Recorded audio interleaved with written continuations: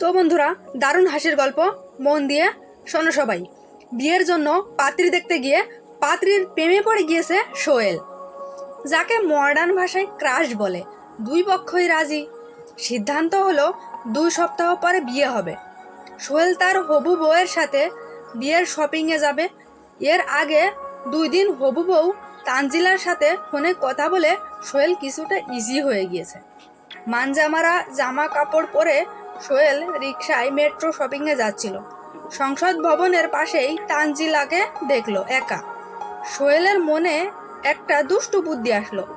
সে রিকশা থেকে নেমে সন্তর্পণে তানজিলার পিছনে গিয়ে তানজিলার 2 চোখে হাত দিয়ে চেপে ধরলো।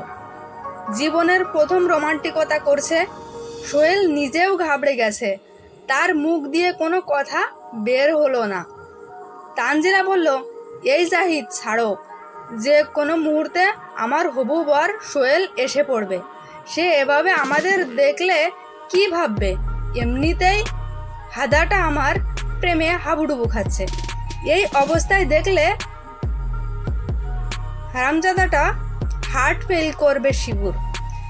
এছাড়া আগামী সপ্তাহে আমাদের বিয়ে।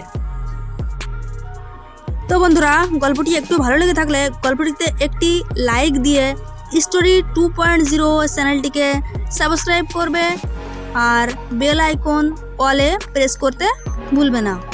ধন্যবাদ।